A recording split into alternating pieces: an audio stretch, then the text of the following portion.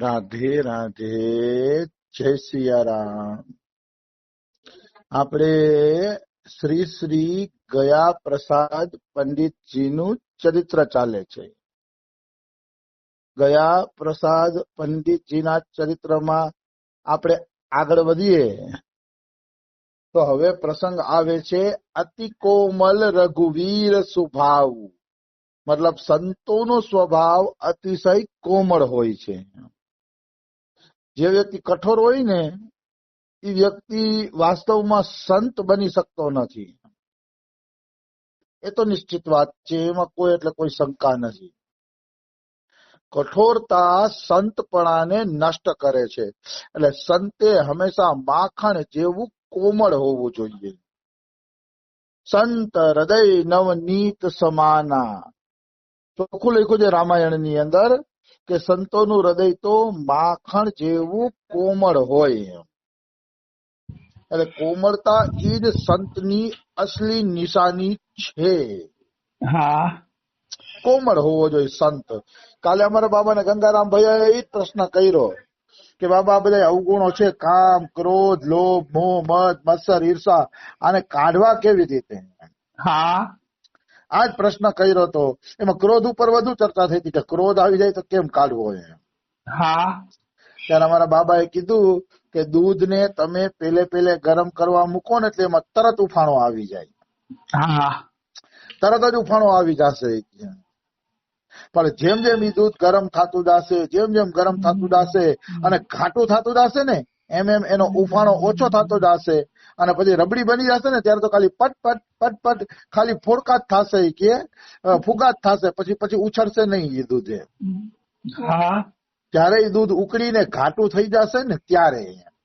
હા, એમ અમારા બાબા કે એમ જયારે નવા નવા ભક્તિમાં લાગ્યા હોય ને તો ફટ કરતો ઉફાણો આવે કે પેલે ક્રોધ નો એનો બધા ઉફાણો આવશે કે હા, સીધો ઉફાણો આવશે તમારી ઉપર ક્રોધ નો ને એનો બાબા કે પણ ધીરે ધીરે ભજન કરતા કરતા પરિપક્વતા આવશે ને પછી ઉફાણો નહીં આવે. એ પાકેલા દૂધ ની જેમ ખાલી પટપટ જ થશે કે પછી કઈ તમે ક્રોધ હેરાન નહીં કરે કે. વાહ, પણ એનો રસ્તો એક જ દેખાયેલો, ભજન કરતા જાઓ, સત્સંગ સાંભળતા જાઓ. જેમ જેમ પરિપક્વતા આવશે ને એમ એમ ઉફાણો ઓછો થતો જશે કે ક્રોધ નો. તો આવી વસ્તુ છે. એટલે સંતોએ કોમળ સ્વભાવ રાખવો જોઈએ. અતિશય કોમલ રઘુવીર સ્વભાવ. રામનો સ્વભાવ પણ અતિશય કોમળ છે. અને મેં તુલસીદાસની દોહાવલીમાં તો યાં સુધી વાંચેલું છે કે તુલસીદાસજીએ દોહાવલીમાં લખેલું છે કે રામ જયારે સભામાં જાતા ને તો અરીસામાં પોતાનું મોઢું જોઈને જાતા. હા, અરીસામાં મોઢું જોતા કે મારી આંખમાં આજે ક્રોધ તો નથી ને, ક્રોધ હોય તો આજે સભામાં જવાની રજા રાખી દઉં. હા, લખ્યું જો દોહાવલીમાં. આ તો કોઈ વાંચતું નથી સંતોના પુસ્તકો. દોહાવલીમાં ચોખ્ખું લખ્યું છે રામ એટલા કોમળ હતા કે આંખ જરાય ક્રોધ થી લાલ હોય ને તો રાજસભામાં ન જાતા. કારણ કે રાજસભામાં જાય ને તો ક્રોધના કારણે ખોટો ન્યાય આપી દેવાય. હા, એ ખોટો ન્યાય ન આપવો પડે એટલે રામ અરીસામાં જોતા અને મન પ્રસન્ન અને પ્રફુલ્લિત હોય ને ત્યારે જ રામ રાજસભામાં જાતા. વાહ, નહીતર રાજસભામાં પણ રામ જાતા નહીં. આવી વાત છે ભાઈ. એમ થોડું છે. રામ દેખાડે છે અતિશય કોમલ રઘુવીર સ્વભાવ. ભગવાનનો સ્વભાવ આવો કોમળ હોય છે તો સંતોનો કેમ ન હોય? કારણ કે સંતો પણ ભગવાનનું જ ધ્યાન કરે છે. ભગવાનનું ધ્યાન કરતા હોવાના કારણે એનો સ્વભાવ એવો કોમળ બની જાય છે. હા, કેવી રીતે બની જાય છે કોમળ? હવે આપણે પ્રસંગમાં પ્રવેશ કરીએ. હા, એકવાર શ્રી શ્રી ગયા પ્રસાદ પંડિતજી ઉડિયા બાબાના દર્શન કરવા માટે વૃંદાવન ગયા હતા. હા, તો વૃંદાવન ગયા ને ઉડિયા બાબાના દર્શન કરવા માટે, તો ત્યાં એક ગયા પ્રસાદ પંડિતજીને પ્રેમ કરવા વાળો ભક્ત આવ્યો. એ ભક્તનું નામ હતું મદનલાલજી. હા, એ ભક્તનું નામ હતું મદનલાલ. તો એ મદનલાલ ગયા પ્રસાદ પંડિતજીમાં શ્રદ્ધા અને પ્રેમ રાખતો હતો. એટલે ઉડિયા બાબા પાસે ગયા પ્રસાદ પંડિતજી બેઠા હતા. ઉડિયા બાબા પાસે બેઠા હતા ને ગયા પ્રસાદ પંડિતજી, તો તરત જ ઉડિયા બાબાની સામે એને ગયા પ્રસાદ પંડિતજીને સાષ્ટાંગ દંડવત પ્રણામ કર્યા. હા અને આ જોઈને અતિશય દુઃખ લાગ્યું ગયા પ્રસાદ પંડિતજીને કે ધિક્કાર છે મારા જીવનને કે મારા ગુરુ સામે બેઠા છે અને કોઈ મારા ચરણમાં પડે છે, હા મને પ્રણામ કરે છે. ને ધિક્કાર આવ્યો પોતાના જીવન ની અંદર, કારણ કે સદગુરુદેવ સામે આપણે કોઈ પ્રણામ કરે ને તો સદગુરુદેવનું અપમાન છે. હા એનો તો અર્થ એવો થયો કે આપણે સદગુરુદેવ કરતા ચડિયાતા બનવાની કોશિશ કરીએ છીએ. હા ભયંકર અપમાન છે સદગુરુદેવનું. ખરેખર ગુરુ સામે, ગુરુ તો દૂર છે, આપણી સામે બહારથી પણ કોઈ વડીલ સંત પધાર્યા હોય અને એની સામે કોઈ આપણે દંડવત પ્રણામ ને એવું કરે તો ઠીક નથી. હા એ ઠીક નથી, બિલકુલ ઠીક નથી. એવી આશા રાખવી જોઈએ નહીં, દીનતા રાખવી જોઈએ કે આપણે કોઈ પ્રણામ કરે જ નહીં. આવી વસ્તુ છે. તો ગુરુજી સામે આયા મદનલાલજીએ પ્રણામ કર્યા ને એટલે ગયા પ્રસાદ પંડિતજી ત્યારે તો કઈ બોલ્યા નહીં. પછી બહારે નીકળી અને એને શિષ્યોને કહી દીધું ગયા પ્રસાદ પંડિતજીને કે આ ગયા પ્રસાદ પંડિતજી કે આજ પછી કોઈ વ્યક્તિ મને પ્રણામ કરે નહીં. હા હવેથી હું કોઈને મારા ચરણ સ્પર્શ નહીં કરવા દઉં અને પ્રણામ નહીં કરવા દઉં. ગયા પ્રસાદ પંડિતજીએ આવો નિર્ણય લઈ લીધો. હા આ નિર્ણયના કારણે ભક્તોને અપાર દુઃખ થયું. તો અમે ગયા પ્રસાદ પંડિતજીના ચરણ સ્પર્શ નહીં કરી શકીએ. અપાર દુઃખ થાય છે, અપાર કષ્ટ થાય છે, કારણ કે જેને ગયા પ્રસાદ પંડિતજીમાં શ્રદ્ધા છે એ તો એને પ્રણામ કર્યા વગર કેવી રીતે રહી શકે. બિલકુલ. એટલે એને બહુ દુઃખ થયું ગયા પ્રસાદ પંડિતજીના ભક્તોને. પણ શું થાય હવે, ગયા અને સાચા છે, ગયા પ્રસાદજી સાચા જ છે. ગુરુ સામે પ્રણામ કરે એટલે આવો નિર્ણય લેવો જ જોઈએ. હા એટલે ગયા પ્રસાદ પંડિતજીએ ના પાડી દીધી તો બધા અતિશય દુઃખી થયા. અને એમાં મદનલાલજી બધાથી વધુ દુઃખી થયા કે મારા કારણે બીજા ભક્તોને નુકસાન થઈ ગયું. મારા કારણે બીજા ભક્તોને પણ ચરણ સ્પર્શ કરવાનું જે મળતું હતું એ બંધ થઈ ગયું. હા એટલે એ પણ અતિશય દુઃખી થયા મદનલાલજી. હા પછી એક વખત મદનલાલજી છે ને ગયા પ્રસાદ પંડિતજી સાથે ગોવર્ધન પરિક્રમા કરતા હતા. ગોવર્ધન પરિક્રમા કરતા હતા ને તો આંખમાંથી આંસુડા આયલા જતા હતા પશ્ચાતાપના કારણે કે મારા કારણે પંડિતજીને તકલીફ પડી અને બીજા ભક્તોને નુકસાન ગયું. હા એટલે એ રોતા હતા, રડતા હતા, આંખમાં આંસુડા આવી ગયા હતા મદનલાલજીને. હા તો ગયા પ્રસાદ પંડિતજીને ખબર પડી ગઈ કે આને બહુ અફસોસ થાય છે. એટલે ગયો પ્રસાદ પંડિતજી કે ભાઈ મારે કઠોરતા એટલે ધારણ કરવી પડી કે ફરીથી કોઈ આવી ભૂલ ન કરે. હા જો તો ખરા કે ગુરુ સામે આપણે પ્રણામ કરે કે સારું લાગે. કાલે જ અમારા બાબા કહેતા હતા સત્સંગમાં, કાલે જ કે ગુરુ જીવતા છે ને ચેલા હજારો ચેલા બનાવવા માંડ્યા છે કે ક્યાં બેકાર કી બાત હૈ એ કે. હા ગુરુ જીવતા હોય અને ચેલો હજારો ચેલા બનાવવા માંડે બેકાર વાત છે કે.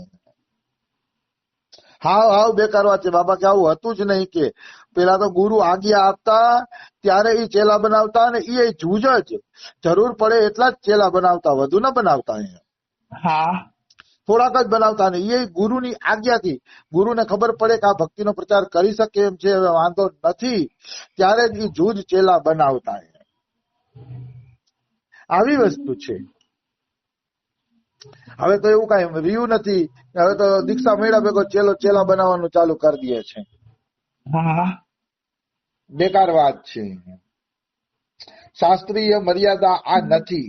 પણ હવે જેને જેમ કરે એમ. તો ગયા પ્રસાદ પંડિતજી કહે કે ભાઈ મારે કડક એટલે બનવું પડ્યું કે જો હું કડક ન બન્યો હોત ને તો મારા ગુરુ સામે કોઈ આ દંડવત કરત ને તો મારા ગુરુનું વારંવાર અપમાન થાતી કે. હા એટલે મદનલાલજી કઈ બોલ્યા નહીં. પછી બે હાઈલા ગયા. પછી પરિક્રમા કરીને કુટિયાએ પહોંચ્યા ને તો મદનલાલજી કહે છે તમારી આજ્ઞા હોય તો ચરણ સ્પર્શ કરી લઉં. તો તરત જ કરુણા ફૂટી પડી. આ ગયા પ્રસાદ પંડિતની કઠોરતા ઉપરની જ હતી, અંદરથી તો કરુણા જ હતી બધા પ્રત્યે. હા આ કઠોરતા તો કેવલ ઉપરની જ હતી. એટલે એને તરત જ કીધું કે નાના ચરણ સ્પર્શ કરી લ્યો, તમારો ભાવ છે તો ચરણ સ્પર્શ કરી લ્યો. વાહ. મદનલાલજીએ ચરણ સ્પર્શ કર્યા, રોવા જ માંડ્યા ચરણ સ્પર્શ કરીને. ત્યારે ગયા પ્રસાદ પંડિતજીએ છૂટી આપી દીધી કે ભાઈ કહી દો કે હવે બધા ચરણ સ્પર્શ કરશે પણ મારા ગુરુ સામે ન કરે ચરણ સ્પર્શ, એટલું જરાક ધ્યાન રાખે. હા બાકી ચરણ સ્પર્શ કરવાની છૂટ છે ઈ કે. અને આ રીતે ચરણ સ્પર્શ કરવાની પાછી છૂટ મળી ગઈ. એટલે સંતોનો ક્રોધ કેવો હોય, પાણી ઉપર લીટા જેવો હોય એમ. બિલકુલ. એનો ક્રોધ સાચો ક્રોધ હોતો નથી.